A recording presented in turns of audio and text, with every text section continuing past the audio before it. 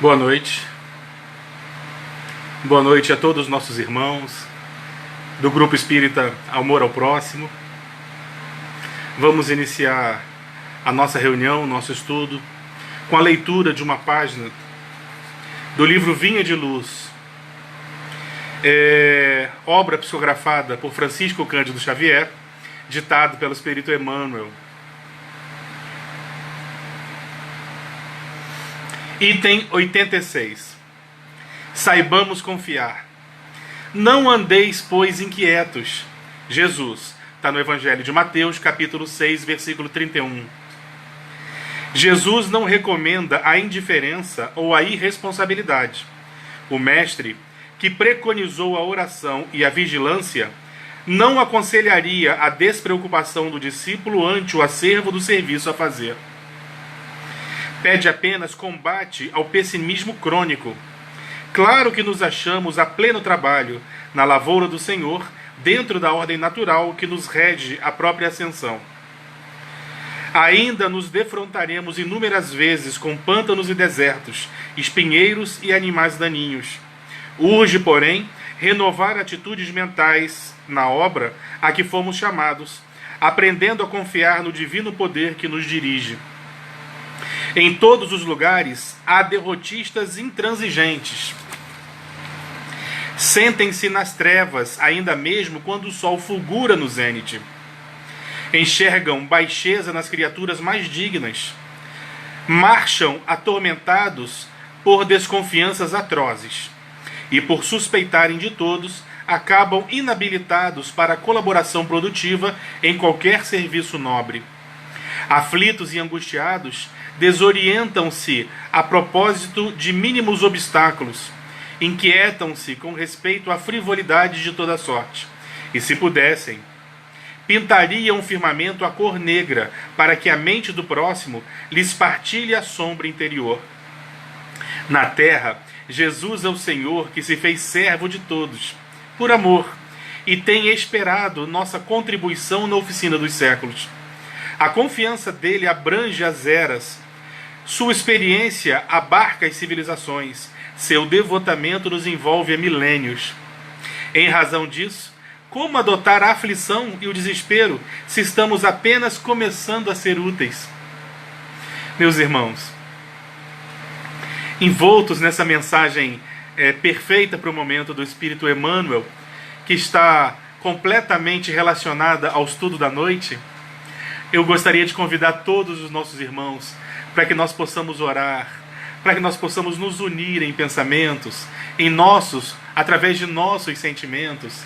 Nós sabemos da saudade que sentimos da casa espírita, de estarmos juntos, de estarmos irmanados como sempre fizemos, mas, de alguma forma, hoje o momento é de nós trazermos a casa espírita para dentro de nós, para os nossos lares.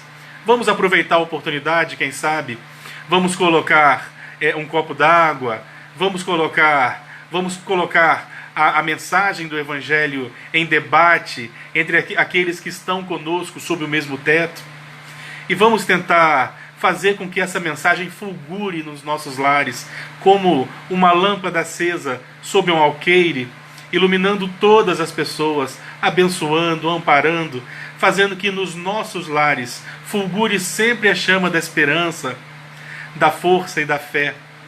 Então eu convido a todos os nossos irmãos que já estão conosco, nos desejando esse boa noite caloroso. Eu gostaria de convidá-los a todos para que nós possamos orar. Como não existe nenhuma atividade espírita, é uma condição sine qua non. A oração, ela está sempre presente em todas as atividades espíritas, e não podia ser diferente nesse momento em que a prece se faz tão importante para todos nós. Então eu gostaria de convidar nossos irmãos para que nós possamos nos unir em pensamento e, quem sabe, em nossos sentimentos, para que nós possamos transformar nossos lares naquele lar espírita do qual nós estamos acostumados.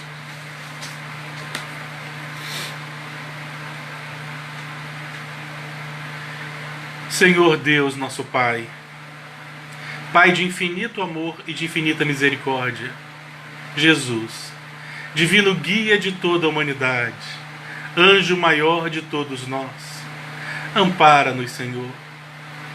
Te buscamos através de nossos pensamentos, para que Tu possas vir ao nosso encontro. Ilumina-nos, Senhor. Ilumina nossos pensamentos.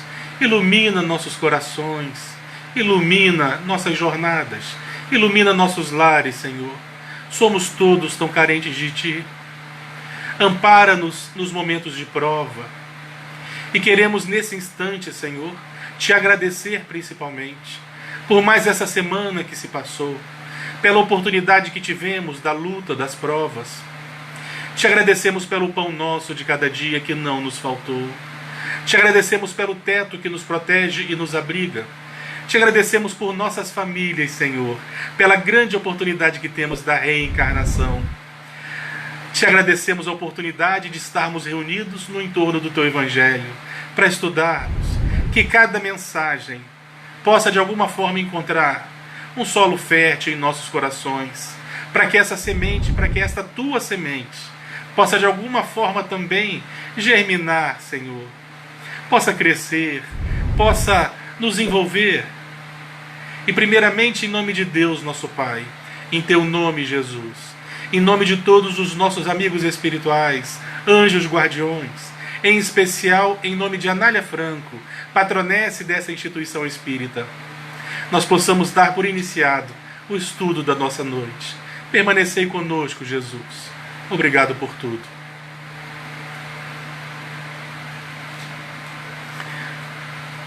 E assim então, meus irmãos, nós vamos começar o nosso estudo. Primeiro eu gostaria de confessar a grande saudade de todos, principalmente do sorriso da Ana Maria, dos amigos, dos nossos irmãos, o Léo que me socorreu hoje, me lembrando do estudo, do compromisso do estudo, e de todos os amigos de Morro Azul. Eu espero que num momento bem próximo nós possamos de alguma forma estar novamente ombreados, podermos nos abraçar, podermos nos unir como sempre fizemos. E não podia ser diferente, como nós sempre começamos os nossos estudos, eu gostaria de relembrar de um personagem chamado Marcos.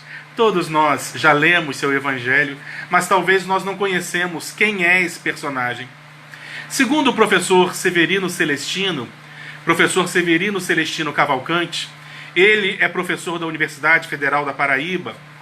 Ele desenvolveu diversas obras com o objetivo de traduzir textos do Evangelho, dos Evangelhos. Iniciou traduzindo as obras do Sermão da Montanha, que vai do capítulo 5 ao capítulo 7 do Evangelho de Mateus, e fez já diversas outras obras, sempre tentando trazer para a gente a história desses primeiros personagens, desses iniciadores que viveram no primeiro momento a mensagem da Boa Nova e que de alguma forma souberam aproveitar essa grande oportunidade, transformaram-se verdadeiramente para que nós pudéssemos hoje, depois de muitos séculos, ainda termos essa mensagem entre nós, na sua essência, na sua pureza.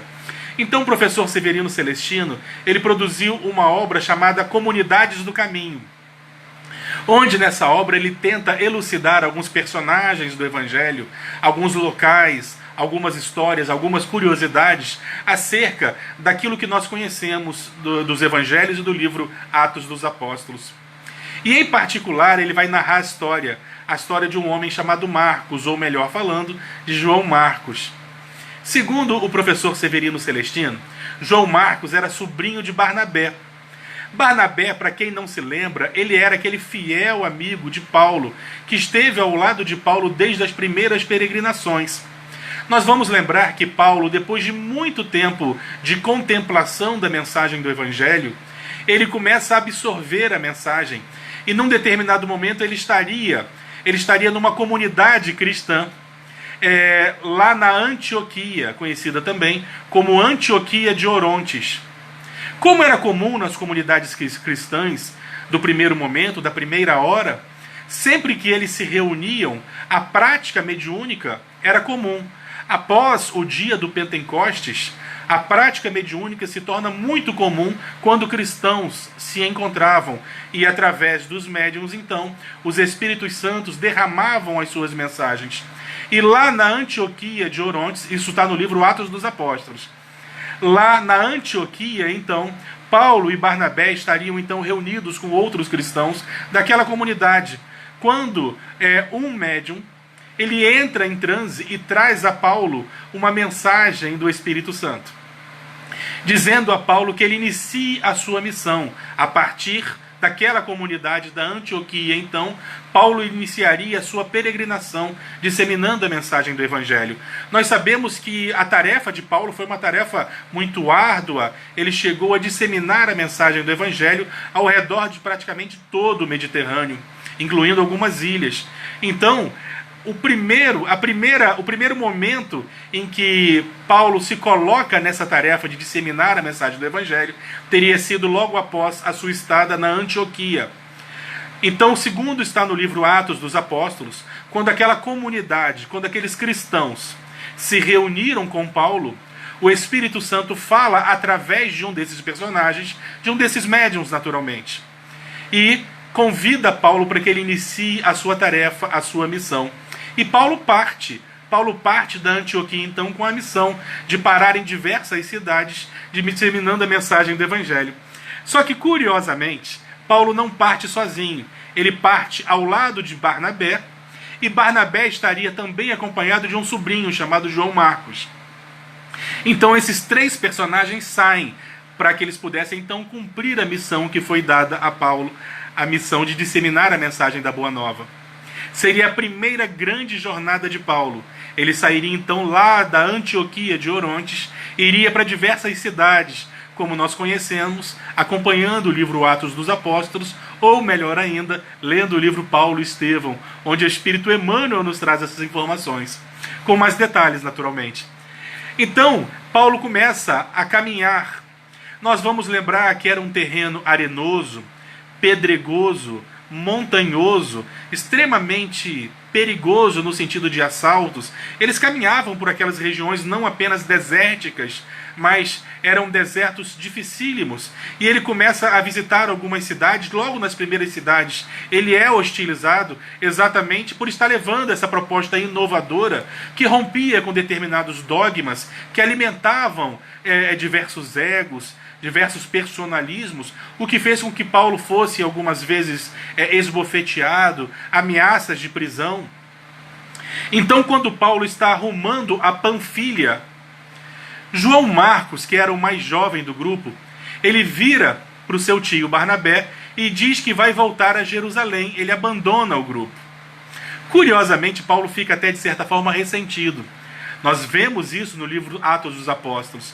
Paulo se sente de alguma forma ressentido com o sobrinho de Barnabé, que resolve então abandoná-los, que resolve voltar a Jerusalém.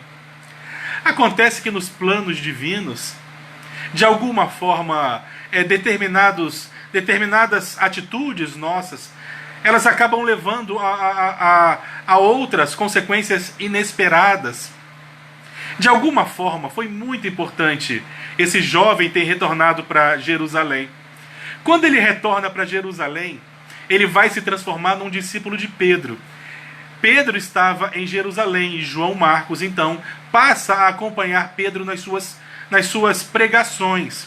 Todos os dias, então, João Marcos passa a ouvir as pregações de Pedro e a assinalar tudo o que Pedro falava.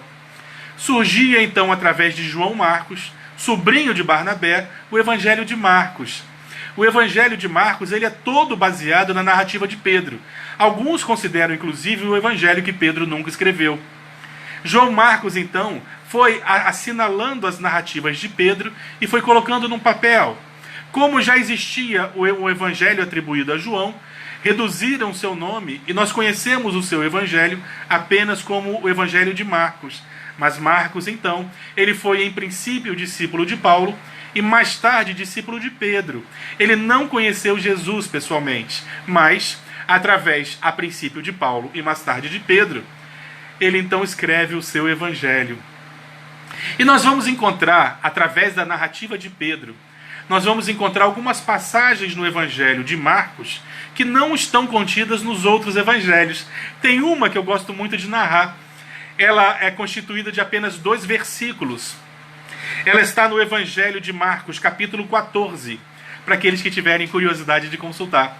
O Evangelho de Marcos, capítulo 14, que é o penúltimo capítulo do Evangelho, lá nos itens 51 e 52, versículos 51 e 52.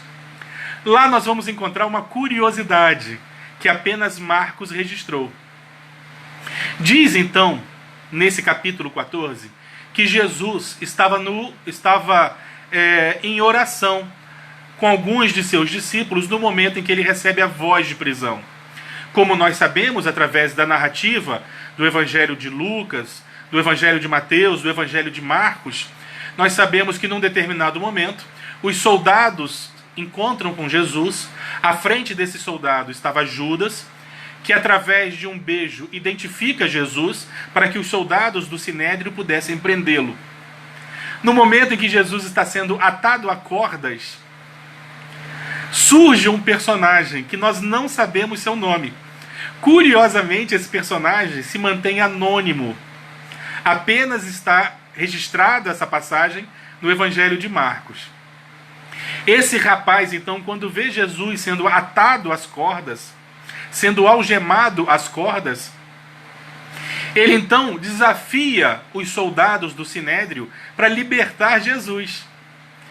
O evangelista Marcos então relata que no momento em que Jesus estava sendo atado a cordas, surge um homem vestindo uma túnica ou um lençol e tenta soltar Jesus, tenta lutar com os soldados para libertar Jesus. No momento em que ele percebe que ele não vai ter condições de soltar Jesus, como nós falamos no jargão popular, no momento em que cai a ficha de que ele não teria condições de soltar Jesus e que ele mesmo seria preso, ele então tenta fugir dali. Ele corre, os soldados então lhe agarram as vestes e conforme ele vai se desvencilhando desses soldados, ele abandona as suas vestes e sai correndo nu pela relva. É uma passagem de 2 versículos apenas, que chega a nos ser engraçada. Conseguimos imaginar então esse personagem que surge para tentar salvar Jesus, lutar, tentar desvencilhar Jesus das prisões, da corda que lhe atava, e quando ele percebe que os soldados iriam prendê-lo também, ele imediatamente foge dali. Os soldados então tentam agarrá-lo pelas suas vestes, e ele então abandona as suas vestes e corre nu. Está lá, gente, no Evangelho de Marcos. Eu não estou inventando não, podem consultar. Acontece que o espírito Joana de Ângeles, ele nos faz um convite.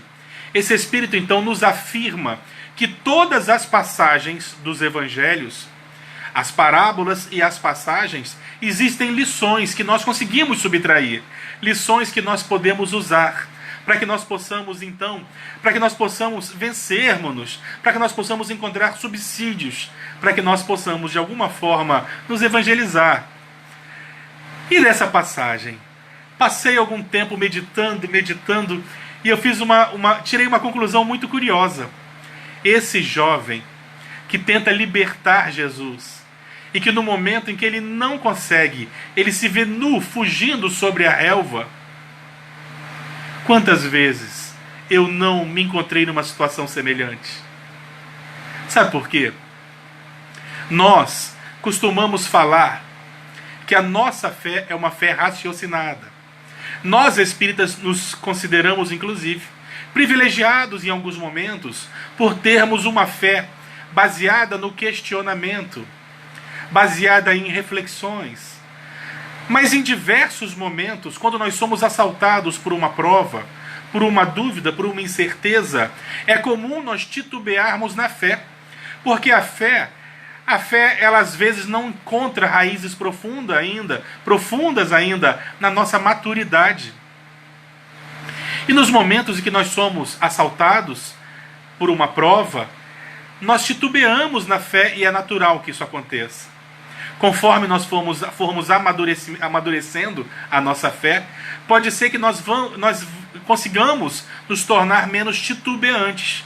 Mas a nossa fé ainda é muito frágil. Eu digo isso porque é muito fácil nós afirmarmos a nossa fé quando estamos todos de barriguinha cheia, quando estamos todos protegidos por um teto, quando tudo conspira a nosso favor. mas vez por outra somos assaltados por provas dificílimas. No mundo de provas e expiações, elas acontecem. Periodicamente somos assaltados por essas provas e elas são necessárias. Acontece que quando a nossa fé não é robusta o suficiente, nós abandonamos a nossa fé, nós reclamamos, ignorando que as provas, que as dificuldades são importantes para o nosso crescimento. São importantes, são exatamente aquilo do qual nós necessitamos. Nós passamos por aquilo do qual nós necessitamos e temos condições de passar. Nós não podemos esquecer, por exemplo, quando Jesus nos ensina que não existem fardos pesados para ombros frágeis. Em outras palavras, as provas que nós enfrentamos estão diretamente de acordo com a nossa capacidade de superá-las, porque senão Deus seria injusto. E isso não acontece. Mas quando nós não temos ainda a fé enraizada em nossas convicções, ainda de forma amadurecida, nós titubeamos, e não é errado, não. Faz parte do nosso crescimento. Não é errado nós questionarmos a fé, pelo amor de Deus. Nós devemos questioná-las inúmeras vezes, até o momento que nós tenhamos condições de compreendê-la. No momento que nós compreendemos a razão de ser das coisas, nós começamos a admitir a fé de uma forma mais amadurecida. Quantas vezes nós não agimos como aquele jovem que, ao tentar desvencilhar Jesus, lhe agarram as vestes e ele então se desprotege. Ele abandona as suas vestes e corre nu, desprotegido. Nós também. No momento que somos assaltados pela dificuldade, nós abandonamos nossas convicções. Quando elas não se encontram ainda enraizadas nos nossos sentimentos, nós abandonamos temporariamente a fé e ficamos desprotegidos. Corremos nus, desprotegidos, titubeantes. Ainda agimos como esse jovem? Será que todos nós podemos afirmar que a nossa fé é inabalável? Será? Tão bom seria se nós pudéssemos afirmar dessa forma, mas só aqueles que conseguem amadurecer, conseguem ter essa fé inabalável. Nós ainda titubeamos, eu ainda titubeio. Nos momentos das provas que nós tememos as coisas do mundo, como se as coisas do mundo pudessem verdadeiramente nos afetar. Quando eu falo isso, eu me refiro ao ser espiritual que nós somos. As coisas do mundo não nos afetam, mas mergulhados na carne e em sociedade, nós alimentamos essa ideia de que as coisas do mundo podem nos afetar de alguma forma. E no momento em que nós passamos por determinadas provas, por determinadas privações, por exemplo, é natural que nós questionemos a nossa fé, e isso não é errado. Faz parte da natureza, até o momento que nós amadureceremos de tal forma que nós aprenderemos a não questionar mais, porque nós sabemos que tudo dará certo em algum momento. E acontece conosco aquilo do qual nós necessitamos. Se nós estamos atravessando uma dura prova nesse momento, eu tenho uma mensagem importante. Primeiro, ela vai passar. Porque sempre passa. Porque não existe tempestade que dure para sempre. Em algum momento ela passa, e nem no dilúvio. Nos relatos da mitologia bíblica, nós sabemos que o dilúvio durou 40 dias e 40 noites, mas um dia a tempestade passa. E se nós estamos passando por alguma prova, ela vai passar também. E alimentemos a ideia de que nós sairemos mais fortes e que nós atravessamos aquilo do qual nós necessitamos para o nosso crescimento, para que nós possamos nos depurar. E assim, meus irmãos, nós vamos encontrar exatamente nessa mensagem do Evangelho de Marcos, que só está no Evangelho de Marcos, a saga desse jovem, no mínimo engraçada, que se vê nu, desprotegido, como nós, inúmeras vezes que abandonamos nossas convicções, permanecemos, ficamos desprotegidos. Aquilo que nos protege e nos consola, nós invariavelmente abandonamos quando titubeamos na fé. Então vamos nos manter crentes, crédulos, na certeza de que acontece conosco aquilo que é o melhor para a gente, que o nosso anjo não está descansando, que aqueles que nos protegem não dormem, que acontece conosco aquilo do qual nós necessitamos. Podemos evitar muitas provas, sabemos disso. Nós podemos evitar muitas das provas, são consequências das nossas atitudes do presente, são consequências ainda de atitudes irresponsáveis, ciumentas, egoísticas nossas do presente. Mas as consequências também são boas, porque são para o nosso crescimento. Então, aproveitemos as provas sem reclamar. Sejamos resignados. sabemos que é Jesus quem está no leme da embarcação. E as provas que hoje nós atravessamos estão diretamente de acordo com a nossa necessidade de vencê-las. Jesus, que nos trouxe a lição mais importante. A lição mais importante desde o momento do seu nascimento. Nós sabemos que Jesus, governador espiritual do nosso planeta, poderia ter vindo à Terra encarnar para nos deixar essas lições maravilhosas, poderia ter animado, poderia ter pertencido, poderia ter vindo até nós em diversos povos. Por exemplo, nós sabemos que Jesus poderia ter vindo entre os gregos, entre aqueles personagens que valorizavam a filosofia, o debate, aqueles personagens que valorizavam os areópagos, que discutiam no ágora, que valorizavam seus pensadores, no berço da cultura ocidental. Jesus poderia ter vindo entre os romanos, que dominavam belicamente o mundo conhecido. Jesus poderia ter vindo em diversos impérios, em diversos reinos, mas ele veio exatamente entre os mais simples dos mais simples que existiam naquela época. Ele não teve um trono de ouro, ele teve uma manjedoura humilde que o recebeu. Ele não teve uma coroa de pedras e ouro, ele teve uma coroa de espinhos. Jesus, segundo nos relata o evangelista Lucas, ele vem à terra na manjedoura, tendo como testemunhas do seu nascimento animais e pastores. Ele teve entre os mais simples. Nós sabemos, através de alguns registros históricos, de alguns registros de historiadores, de alguns achados mediúnicas, que Jesus era filho de um carpinteiro e possivelmente trabalhava ele também na carpintaria. Nós temos documentos históricos que o apontam como um carpinteiro ou como filho de um carpinteiro. E pelas tradições da época era natural que ele também se dedicasse à carpintaria. Esteve ele ao trabalho dos mais simples, dedicou-se ao trabalho dos mais simples. Esteve sempre cercado dos pescadores, dos agricultores. Jamais rejeitou a presença de ladrões, de mulheres equivocadas, das pessoas que passavam as duras provas do mundo. Esteve entre os mais simples e pouquíssimas vezes esteve ele na frente de governadores, de imperadores, de pessoas importantes ou sequer frequentou castelos. Pouquíssimas vezes, varrendo a narrativa dos evangelhos, nós vamos encontrar Jesus entre os vitoriosos do mundo. Nós vamos encontrar em Jesus ao lado das pessoas socialmente destacadas. Jesus até cruza o seu caminho em alguns momentos com esses personagens, aceita um convite de ceia, mas ao lado de Jesus o tempo todo estavam os mais simples. Estavam o povo, os agricultores, os pescadores, os enfermos, as pessoas que sofriam de toda ordem, que encontravam na figura de Jesus um divisor de águas. E desde o seu nascimento até o momento em que ele se despede fisicamente de nós, ele estava lá na cruz da infâmia. A cruz que era um castigo destinado aos ladrões. Ele é colocado entre dois ladrões e aquela coroa era uma coroa de espinho. Jesus é colocado no alto do Gólgota e ainda assim exemplifica a maior de todas as virtudes. Quando ele ora ao Pai pedindo perdão, compreendia ele a nossa pequenez, a nossa dificuldade.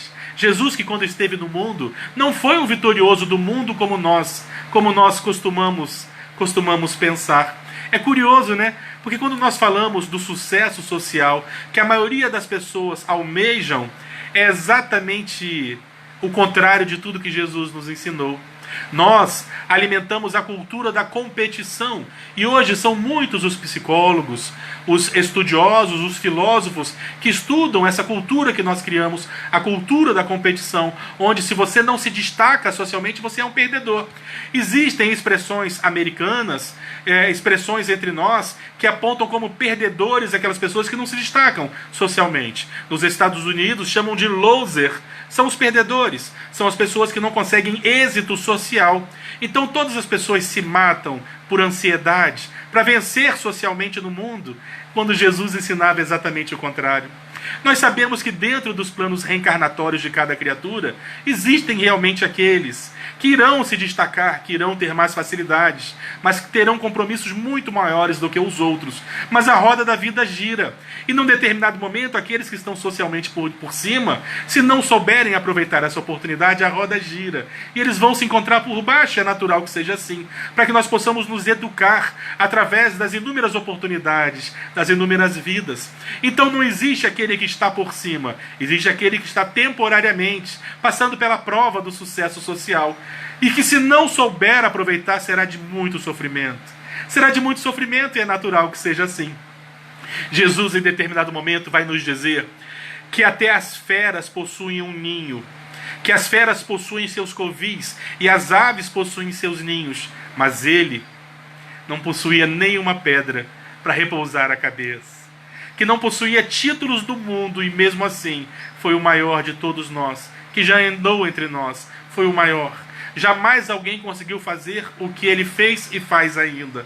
Jamais. Jamais alguém conseguiu fazer com que essa mensagem pudesse, de alguma forma, se irradiar para tantos povos. A mensagem do perdão, a mensagem do amor, nos proporcionando o crescimento verdadeiro, não o crescimento social, mas o crescimento verdadeiro, o crescimento que verdadeiramente nos importa, um crescimento espiritual, moralizante, iluminativo. É isso que verdadeiramente nos importa, porque nós não somos seres materiais tendo uma experiência espiritual. Nós somos seres espirituais tendo uma pequena experiência material. Nós não somos daqui. Nós estamos aqui e temos que admitir essa ideia de que a verdadeira vida é do lado de lá, em abundância. Que aqui é momentâneo. Que aqui talvez represente um dia, uma hora, um segundo na plenitude da vida espiritual. Então nós temos que começar a repensar nossos valores. Que talvez não seja tão importante nós termos os títulos do mundo ou sermos socialmente vencedores, porque nós sabemos que não existe espaço para todo mundo. A sociedade não admite isso. É necessário então que nós admitamos que nós somos capazes de viver do pouco que nos basta, que nós às vezes não temos condições de ter tudo aquilo que nós desejamos, mas tudo aquilo que nós temos é o suficiente para que nós possamos ser felizes, com muito cuidado na hora de interpretar os valores, relembrando a recomendação de Jesus, para que nós tivéssemos muito cuidado com aquilo que nós escolhemos para nossos tesouros, porque onde nós elegemos os nossos tesouros, invariavelmente nós colocamos junto nossos corações. E a verdadeira vida e os verdadeiros valores não estão no mundo, o que é verdadeiramente valoroso para nós. Jesus em diversos momentos nos ensina isso. Na parábola do Lázaro e do rico, por exemplo, ou na passagem do óbolo da viúva, Jesus exemplifica exatamente os valores do mundo. Quando ele nos ensina, por exemplo, o que verdadeiramente tem valor, é o que verdadeiramente vai conosco.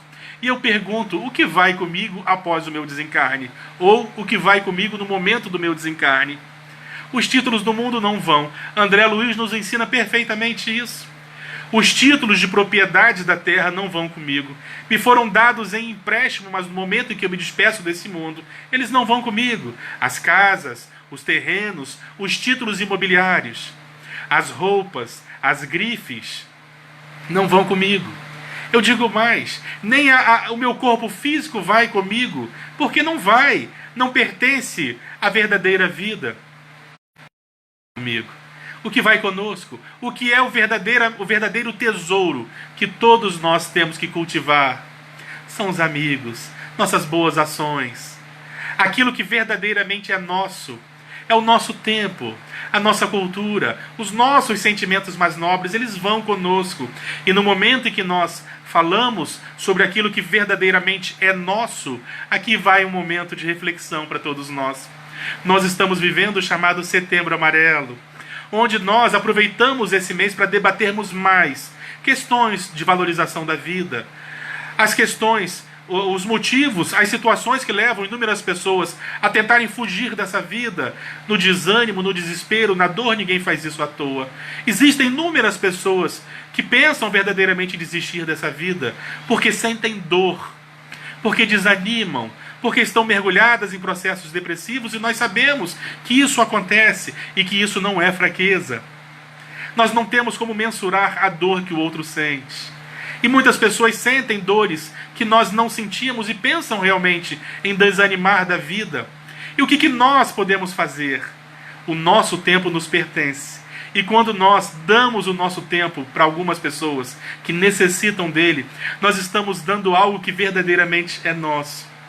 O nosso tempo, a nossa amizade, a nossa fraternidade, o nosso ombro amigo, nossos ouvidos são nossos. E quando nós damos isso, nós damos verdadeiramente algo que sai de nós. Nós temos muito para dar, mas aquilo de verdadeiro valor é o que é nosso e é o que vai conosco. O nosso tempo é algo que nos pertence. Alguns aproveitam, outros não, mas a verdade é que todos nós somos presenteados com o tempo enquanto estamos encarnados. Tantas pessoas precisam do nosso tempo. Às vezes, pessoas bem próximas de nós estão precisando de uma palavra amiga, estão precisando de ouvidos amigos, de amparo, de compreensão sem julgamentos. Vamos servir, a exemplo do que Jesus fez, porque em toda a sua jornada, conforme nós vamos executando a leitura dos evangelhos criteriosamente, dia após dia, nós observamos que nós podemos resumir toda a vinda de Jesus numa única palavra: Jesus veio para servir. Porque o amor é um sentimento por excelência, mas é abstrato. O amor, ele se transforma em algo verdadeiramente grande quando ele é transformado em ação. Quando ele é transformado em ação, ele muda de nome, ele passa a se chamar caridade. A caridade é o amor posto em movimento, é o amor transformado em atitude, é o amor transformado em ação. E no momento em que nós damos algo que parte de dentro de nós, o nosso tempo, a nossa amizade, o nosso carinho, o nosso afeto, é caridade. Porque nós temos o mau hábito de pensar na caridade como o quilo do arroz, que é importante naturalmente, como o quilo do feijão, como saciar a fome, como proteger do frio. Nós sabemos que tudo isso é importante. Entretanto, nós temos que atentar para a mensagem de Emmanuel no livro O Consolador. Emmanuel é perguntado sobre o valor das caridades. No Evangelho Espírita nós sabemos que existe a caridade material e a caridade moral. Então Emmanuel é questionado no livro O Consolador sobre o valor das caridades. Qual seria a mais importante? Emmanuel diz o seguinte: nós, na Casa Espírita, devemos fazer todas naturalmente. Mas Emmanuel diz que uma caridade é realmente mais importante que a outra. Por exemplo, quando nós alimentamos alguém, depois de algumas horas, aquela energia contida nos alimentos se dissipa. Aquelas vitaminas, carboidratos, proteínas, lipídios vão desenvolver a sua tarefa física. Mas depois de algumas horas, o indivíduo volta a ter fome. Mas a caridade moral, a mensagem consoladora, a mensagem da Boa Nova, a mensagem do Evangelho, depois que o indivíduo se alimenta dela, ele não volta a sentir a mesma fome. Então, a caridade mais importante, se puder ser colocada numa balança, é a caridade moral, naturalmente. Entretanto, nós não podemos negar nenhuma das duas, porque nós temos a exemplo de Jesus, que atender o indivíduo no seu holos, no seu todo, e sabemos que muitas pessoas passam fomes, passam privações físicas, e como aprendemos no Evangelho segundo o Espiritismo, se o indivíduo passa por aquela prova, talvez seja nossa missão ajudar. Se o indivíduo passa como prova por uma dificuldade, talvez seja a nossa prova ajudarmos aquele indivíduo. Nós, espíritas que somos, sabemos que as coisas não cruzam, não acontecem por acaso, que as pessoas que cruzam os nossos caminhos não cruzam por acaso. Então vamos servir invariavelmente. Vamos servir da melhor forma possível. Nós sabemos que no mundo em que nós estamos vivendo é muito delicado nós servirmos de algumas formas. Existem pessoas verdadeiramente mal intencionadas. Existem pessoas que vão tentar se aproveitar de uma bondade. Ainda assim, a doutrina espírita ela vai ter todo um manual. Ela vai ter todo um direcionamento para que nós possamos compreender a melhor forma de atendermos o indivíduo. Sabemos, inclusive, que uma das formas de nós socorrermos algumas pessoas é, inclusive, dizendo não naquele momento. Nós temos que meditar, que nós saibamos ouvir a voz que fala, a voz intuitiva que parece surgir de nossos corações, porque nós nunca estamos sozinhos. Nós sempre somos assessorados, amparados, principalmente quando nós nos mobilizamos para fazer as coisas certas, as coisas boas.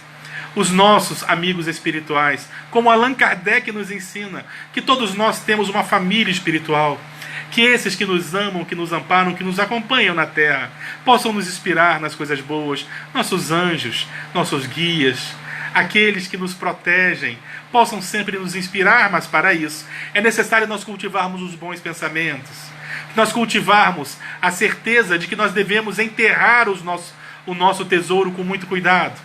O que verdadeiramente é nosso tesouro deve ser muito meditado, para que nós não nos equivoquemos, lembrando que o nosso coração estará junto. Então nós temos que tomar muito cuidado, meus irmãos, nos valores que nós damos às coisas do mundo. Nós sabemos que a vida em sociedade nos obriga aos títulos, nos obriga aos títulos de posse, aos títulos de propriedade. Mas nós não podemos nos perder no que verdadeiramente importa. Não podemos perder. Vamos relembrar a frase que nos ensina Emmanuel.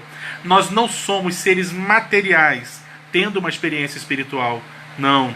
Nós somos seres espirituais tendo uma pequena experiência material.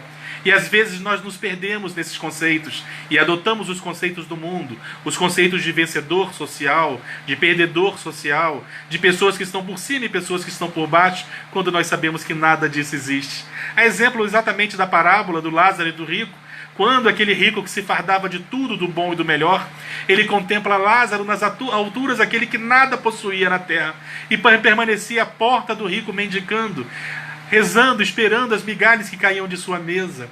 Então não são as posses do mundo ou os títulos do mundo que nos colocam acima de ninguém, porque não existe estar acima ou estar abaixo. Não existe isso. Estamos todos com as nossas dificuldades, ombreados, lutando nesse mundo de provas e expiações, para que nós possamos sermos melhores e vencermos-nos naturalmente. Vencermos-nos é o principal desafio.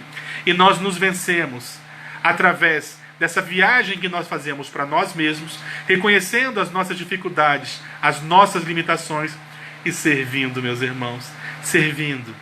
Aqueles que cruzam nossos caminhos não cruzam por acaso.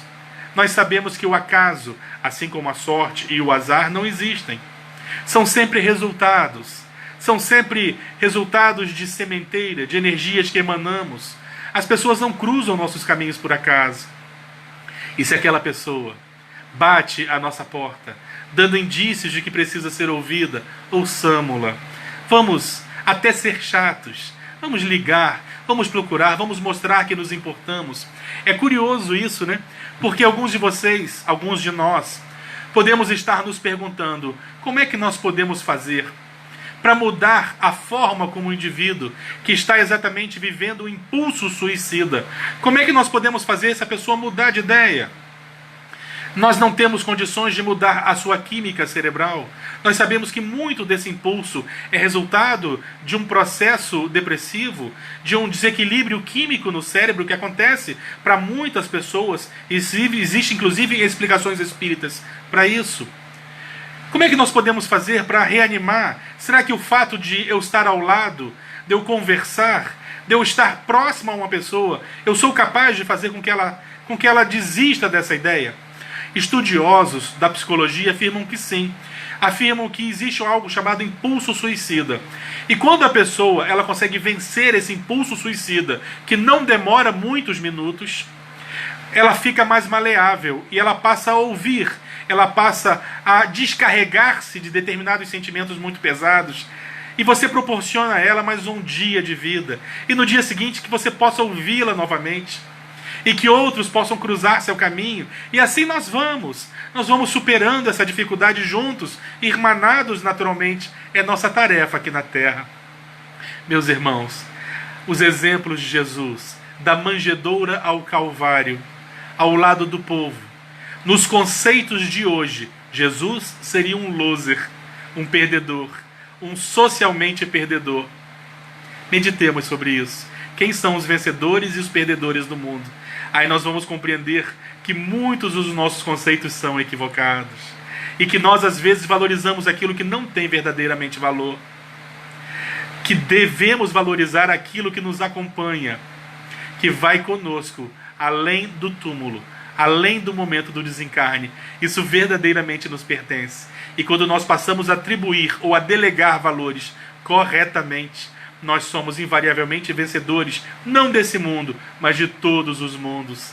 Meus irmãos, que a paz de Jesus possa permanecer entre nós. Eu gostaria de convidá-los a todos para que nós possamos orar em gratidão a Jesus, para que nós possamos orar nesses momentos difíceis que muitos atravessam, momentos de desânimo, momentos de ansiedade, momentos depressivos, que nós possamos meditar, mentalizar nessas pessoas à nossa volta.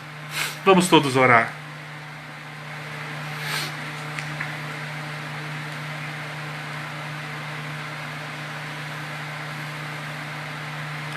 Senhor Jesus, Divino Rabi da Galileia, te agradecemos, Senhor, por tudo que nos foi ofertado.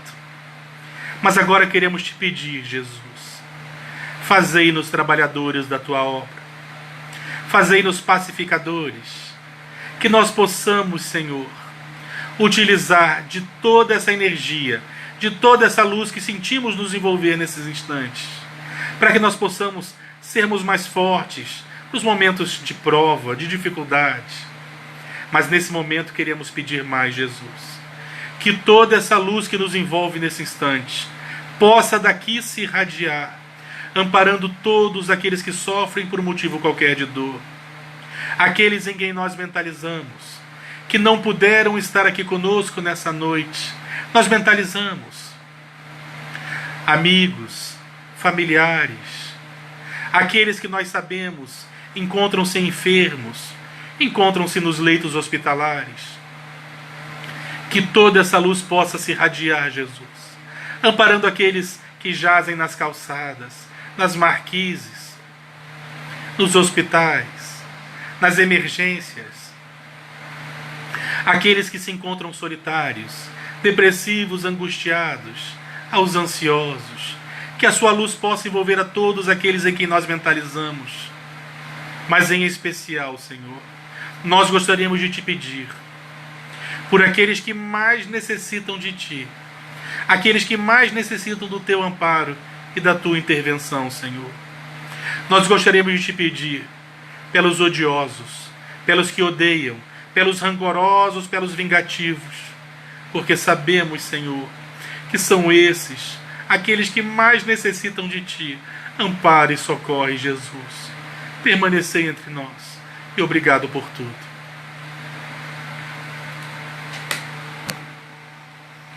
Obrigado, meus irmãos.